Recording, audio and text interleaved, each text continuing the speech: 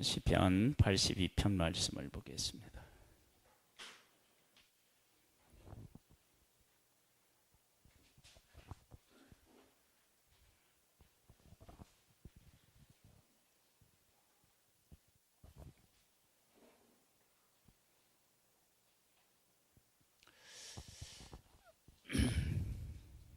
세상이 왜 이렇게 악하냐? 단 하나밖에 없습니다. 하나님이 계시는 것을 잘 몰라서 그렇습니다. 하나님이 계신 것을 안다, 하나님이 어떤 분이신지를 안다, 그러면 악을 행할 수가 사실 없습니다. 82편 1절에 보면 이렇게 나와요. 하나님은 신들의 모임 가운데 서시며 하나님은 그들 가운데에서 재판하시느니라. 하나님이 어떤 하나님이시냐? 신들을 재판하시는 하나님이셔요. 그 하나님이 지금도 살아계셔서 역사를 주관하고 계시는데 사람들은 그걸 인식을 못하는 거예요. 인식을 못해서 내 마음대로 살아가는 거예요. 근데 내 마음대로 살아가는데 이 하나님이 계신데 왜 그냥 놔두시냐? 악인이요, 자기 마음대로 세상을 자기 마음대로 할 수 없어요. 그게 불가능합니다. 그리고 하나님이 악인을 때가 되면 다 뭐 하시느냐? 심판하셔요. 심판. 때가 되면 심판하신다는 얘기는 사실은 심판을 목적으로 향해서 가지 않으시고 그 사람이 어떻게 하기를 원하시는 거예요? 돌아오기를 원하시는 거예요. 이 얘기를 할 테니까요, 이거 잘 들으셔야 돼요. 왜 의인의 고난이 이렇게 기냐? 그리고 악인들은 왜 이렇게 오랫동안 잘 되는 것 같고 쉽게 안 망하는 것 같으냐? 그런 일들이 우리들 가운데 있는데 왜 그러느냐? 그러면 하나님이 그 긍휼하심이 커서 그래요. 늘 말씀드리지만 인격적으로 된 사람은요, 인격적으로 훌륭한 사람은 누가 한번 뭐 잘못한다고 확 화를 내지 않아요. 그냥 참고 넘기고 하다가 어느 날 때가 되면 이야기를 하죠. 인격적으로 조금 나은 사람도 그렇게 참고 넘어가는 경우가 있는데 하나님은 어떠시겠어요? 그래서 악인이 잘못해도 악인들에게 기회를 얼마든지 주실 수 있는 분이셔요. 그리고 그걸 사실 그렇게 줘요. 그 대표적인 예가 뭐라고요? 출애굽할 때 10가지 재앙이에요. 그냥 한 번으로 그 사람들이요 치셔서 하나님의 백성 나오게 하실 수 있어요. 근데 한 번 해놓고 물어봐요. 야, 내 백성 보내. 그들이 나를 섬길 거야. 말 안 들어요. 그 다음 재앙을 내리셔요. 그래도 말 안 드셔요. 그럼 그 다음에 만약에 첫 번째 재앙을 받고 내놓았으면 어떻게 할까요? 나머지는 겪지 않았겠죠. 그래서 그들에게 그게 하나님을 경험하고 인정할 수 있는 기회를 사실 하나님이 주셨는데 그들이 그걸 깨달아 알지 못했던 거예요. 그래서 하나님의 그 긍휼하심은 우리하고 비교도 안 될 만큼 크니까 하나님이 오래 참으시는 거예요.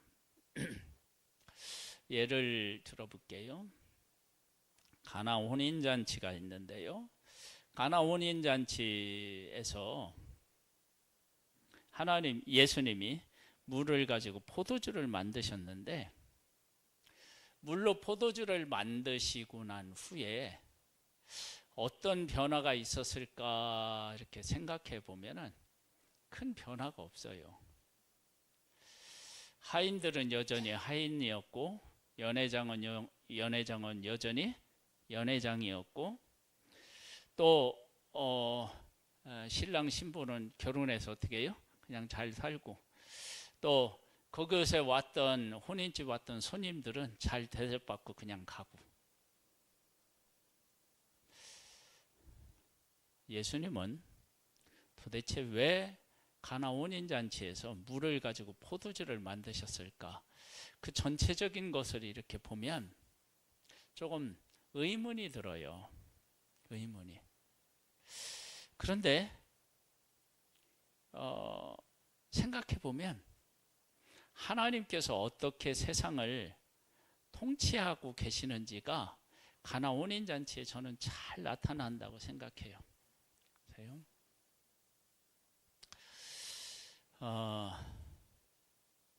혼인잔치가 있는데 잔치를 위해서 준비를 했는데 포도주가 부족했어요. 부족한 거 채워주셨어요. 그래서 혼례를 잘했어요. 사람들로부터 칭찬도 받았어요. 그 다음에 또 뭐가 있느냐 그러면은, 하인들은 예수님이 말씀하셔서 순종해서 물이 변해서 포도주가 된 걸 경험했잖아요. 그렇죠? 그렇게 주님의 일에 쓰임을 받고 그 쓰임을 그렇게 받았다 그러면 그들이 종이었던 신분에서 뭘로 좀 변하면 좋아요? 그냥 일반 사람으로 변하면 얼마나 좋아요. 그렇죠? 근데 그들은 여전히 뭐 했어요? 종이었어요. 주님 앞에 쓰임을 받았는데도 변화가 없어요.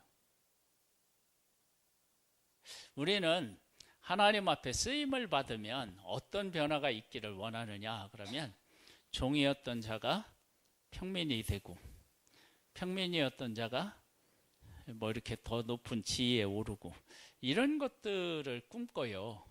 근데 하나님이 하시는 일은 우리가 생각한 거하고 전혀 다르게 일하실 때가 있어요. 그럼 어떻게 일하셨느냐? 물 떠온 하인들은 뭐를 알았어요? 물이 변해서 포도주가 된 걸 알았어요. 그러면 물이 변해서 포도주가 되었다는 것을 안 것은, 그 명령을 하신 분이 예수님이신데 그 예수님이 보통 사람이 아니라는 걸 아는 거죠. 여러분, 이게 어마어마한 일이에요. 그러니까 그 잔치에 온 사람들 중에 복을 받은 사람이 있다 그러면, 그 복이라고 하는 개념을 영적으로 생각하면 하나님을 알고 예수님을 아는 것이 복이거든요. 그런데 그 하인들은 신분은 똑같이 종이었을지 모르지만 그들은 예수님이 이 땅에, 그들이 그렇게 기다렸던 메시아가 이 땅에 오셔서 처음 베푸신 기적에 그들이 쓰임을 받았어요. 그리고 이 쓰임 받은 것을 만일에 나중에 이분이 메시아라고 하는 사실을 깨달아 알고, 메시아라고 하는 사실을 깨달아 알고, 이분이 처음 이 땅에 오셔서 기적을 베푸실 때 자기들을 통해서 기적을 베푸셨다는 것을 안다면 그들의 인생에 어떤 영향을 줄까요?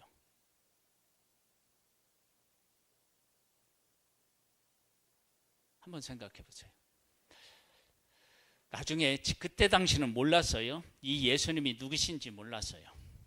예수님이 공생에 3년 했다고요.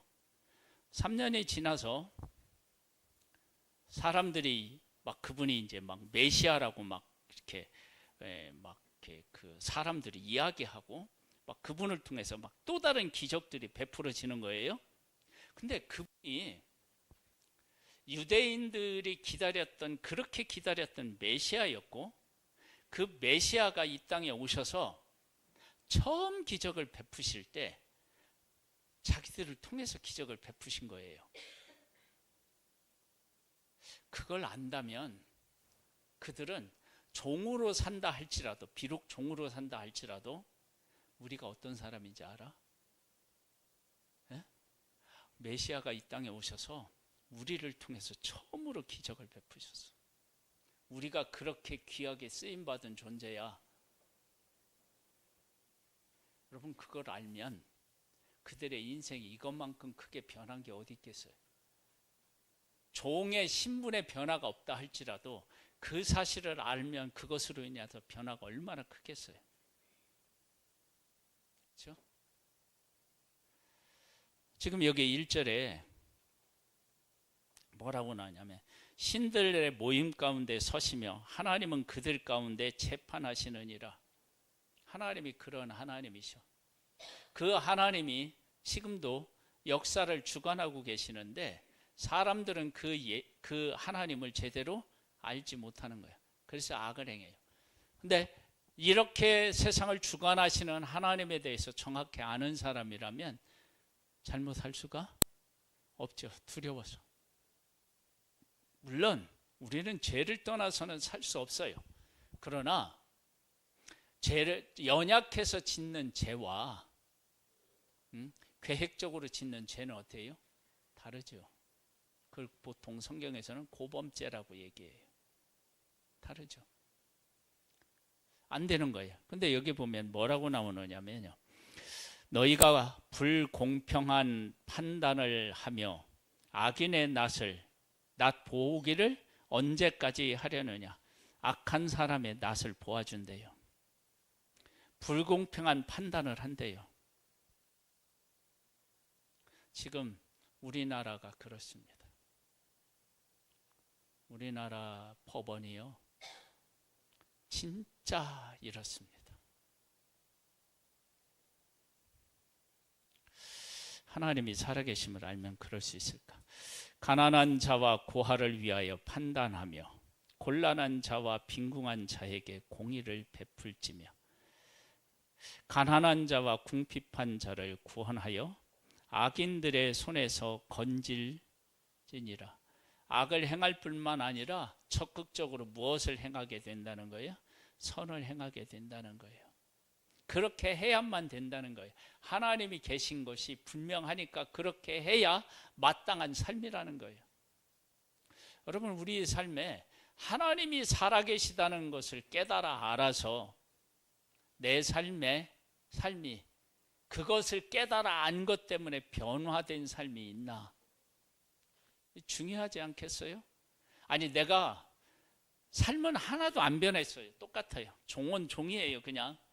그런데 아니, 어떻게 나 같은 이 연약하고 부족한 나 같은 존재를 통해서 예수님 메시아가 이 땅에 오셔서 처음 기적을 베푸실 때 나 같은 존재를 통해서 기적을 베푸셨을까?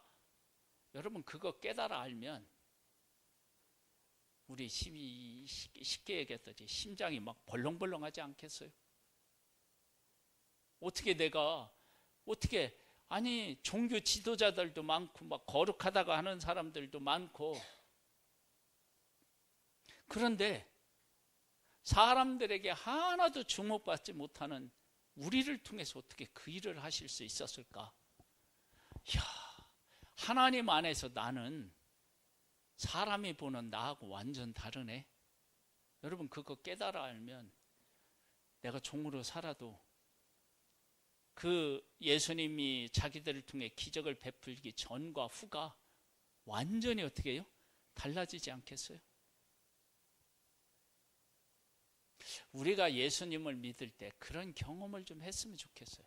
저도 마찬가지고 하나도 안 변했는데, 외형적으로는 아무것도 변한 게 없는데 하나님이 나를 통해서 일을 하셔.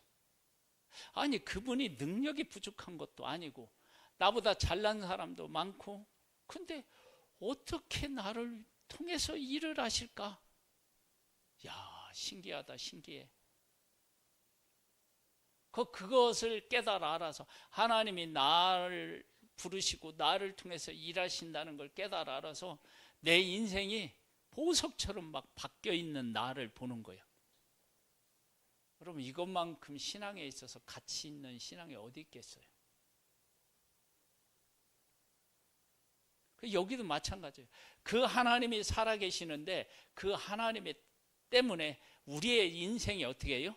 바뀌어야 된다는 거예요. 하지 말아야 될 것 하지 않고 해야 될 일을 어떻게 해요? 적극적으로 할 수 있는 사람. 여기 보면은 재판을 할 때 공의롭게 하래요. 악인은 악하다고 하고 의인은 어떻게 해요? 의로운 사람이라고 얘기하라는 거예요. 근데 이때도 그런 불의가 있었고요. 지금도 이런 불의가 있는 거예요. 그러면서 그들은 알지도 못하고 깨닫지도 못하여 흑암 중에 왕래하니 땅의 모든 터가 흔들리도다. 알지 못하고 깨닫지 못한대요. 흑암 중에 행하고 있대요. 여러분, 이게 불행이에요. 그러니까 우리 인생에 복이 뭐냐라고 얘기를 할 때 하나님이 우리 가운데 오셔서 우리와 함께 하시고 우리를 통해서 일하신다는 것을 깨달아는 거예요. 그러면 우리의 삶 자체가 달라져요. 완전히 달라져요. 왜냐하면 그분은 신들을 재판하실 수 있는 그런 권세를 가지고 계신 분인데 그분이 내 인생을 통해서 그분의 일을 하신다고. 그래서 초대교회의 성도들이요, 하나님 앞에서 살아가면서 야, 우리가 지금 고난은 겪지만 어떻게 나를 통해서 이 땅에 오신 메시아를 전하는 존재로 우리를 삼으셨지? 그래서 그게 너무 감사해서 고난을 고난으로 여기지 않았던 거예요. 놀랍죠? 그것이 하나님을 만난 사람이 이 땅에서 누리는 가장 귀한 복이에요. 왜 아멘이 없나요?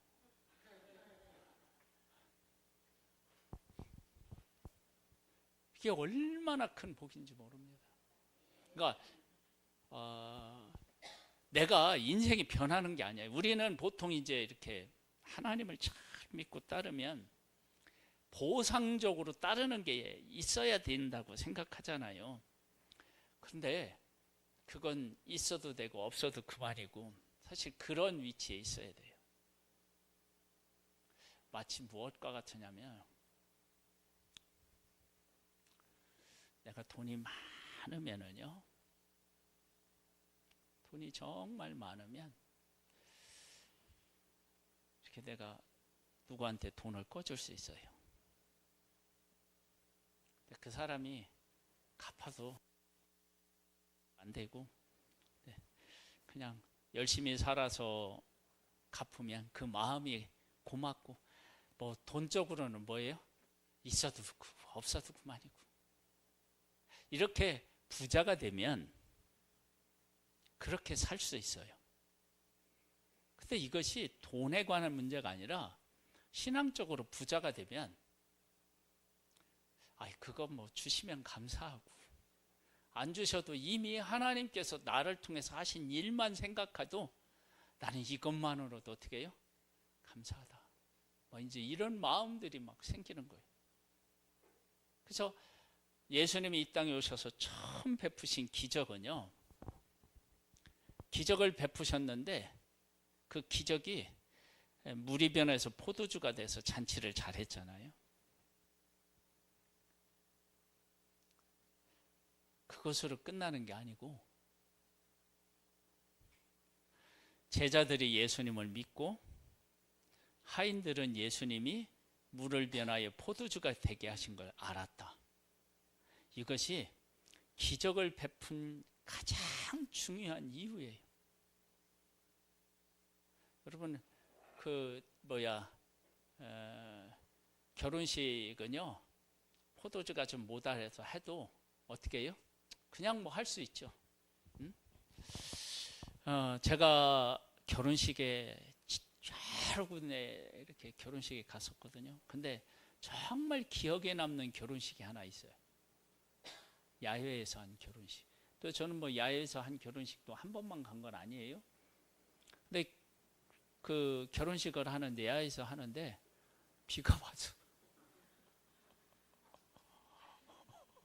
비가 와서. 근데 비가 와서 기억하는 게 아니고요. 그 사람들이 야외에서 결혼식을 하는데 비가 왔는데 비의 영향을 거의 안 받더라고요. 전혀 안 받는다고는 할 수 없는데 비가 오는데 그 사람들이 그러니까 뭐냐면은 막 인격적으로나 막 이런 것들에서 제대로 안 갖춰준 사람은 막 비가 오면은 뭐 아이 어떻게 결혼하셔 이 일을 막 하고 수근덕거리고 막 이러잖아요. 근데 비가 오는데 분명히 결혼식 하는데 야외에서 하는데 비가 오니까 이게 불편하죠. 그런데 전체적으로 이렇게 보는데 그게 비가 오는 것에 그렇게 영향을 받지 않는 결혼식으로 흘러가는 거야. 그랬을 때 이 사람들은 도대체 어떤 사람들이기에 이렇게 결혼식에 비가 오는데도 그걸 그냥 받아들이고 그냥 결혼식을 하는 거예요. 그래서 야, 이분들은 대단한 분들이다. 그래서 제가 기억해요. 비가 와서 기억하는 게 아니고 그 비가 오는 가운데 야외에서 하는데 오는 가운데 결혼식을 하는데 비 오는 거에 대해서 그렇게 영향을 받지 않고 그 예식을 그냥 순조롭게 다 그냥 진행해 나가는 거예요. 그 힘에 제가 반했어요. 그건 서로에 대한 신뢰이고 사랑이고 그들이 가지고 있는 인격적인 거고요. 이 결혼식을 어디에 중심을 두고 생각하고 있는지에 대해서 볼 수 있는 기회였던 거예요.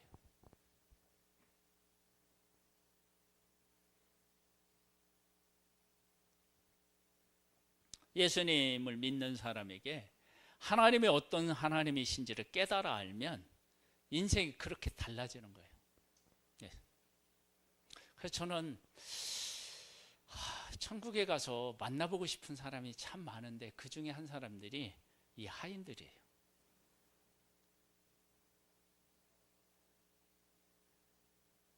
가나 혼인잔치에 쓰임받던 하인들. 그 사람들 만나가지고 당신들 그렇게 유대인들이 몇천 년 기다린 거 아니에요. 기다렸다가 예수님이 하나님이신 예수님이 이 땅에 오셔서 처음 베푸신 기적에 그들을 동원하셔서 쓰신 거야. 그거 혹시 깨달아 알았느냐고. 그리고 깨달아 안 후에 당신들의 삶은 어떻냐고 한번 물어보고 싶은 거예요.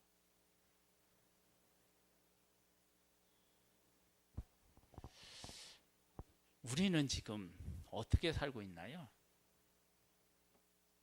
그 하나님이 하인들은 그 예수님이 심부름 하나 시켰을 뿐인데 우리는 어떤 존재냐면 그렇게 오신 분이 나를 위해서 십자가에서 죽으셨어. 그걸 알고도 전에와 지금하고 똑같다. 그럼 이게 이상한 거잖아요. 내가 지금 그 독생자를 보내주신 그 하나님의 사랑을 알고 나를 위해서 십자가에서 죽으신 예수 그리스도를 알면서도 전에나 지금이나 변함이 없습니다. 이러면 이게 이상한 거 아니에요.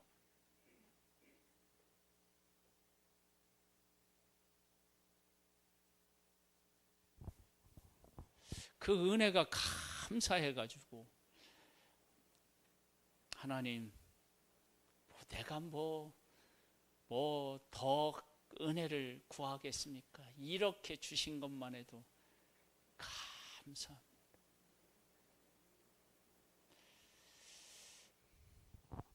설교할 때 저는 그런 사람이 될 수 있어요.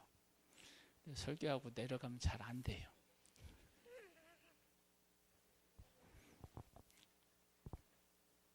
설교 들을 때는 아멘 되죠?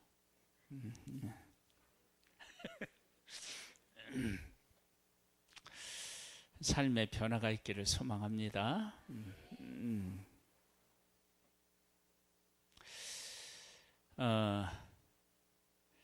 5절부터 읽을게요. 그들은 알지도 못하고 깨닫지도 못하여 흑암 중에 왕래하니 땅의 모든 터가 흔들리도다. 내가 말하기를 왜 흔들리느냐? 하나님이 그들을 어떻게 해요? 심판하시니까. 내가 말하기를 너희는 산들이며 다 지존자의 아들들이라 하였으나 그러나 너희는 사람처럼 죽으며 고관의 하나같이 넘어지리로다. 하나님이여 일어나사 세상을 심판하소서. 모든 나라가 주의 소유이기 때문이니이다. 모든 것이 하나님의 소유이면 하나님의 뜻에 맞게 뭐 해야 된다고요? 쓰여야 된다는 거예요. 우리의 삶이 우리의 모든 것의 주인이 하나님이신 것을 깨달아 알고 그 하나님의 뜻에 따라서 살아감으로 가장 복된 사람으로서 인생을 승리하며 사시기를 주님의 이름으로 축복합니다. 아버지 하나님, 하나님이 어떤 하나님이신지를 깨달아 알고 그 가운데서 우리가 어떻게 살아가야 하는지를 깨달아 알아서 가장 복된 삶을 살아갈 수 있는 우리 한 사람 한 사람이 되기를 소망합니다. 지금은 우리 주 예수 그리스도의 은혜와 하나님의 독생자를 보내신 그 크신 사랑하심과 성령님의 교통감화 인도 승리케 하시는 은혜가 오후 예배를 드리는 사랑하는 성도들 위해 이제로부터 영원토록 함께 있을지어다. 아멘.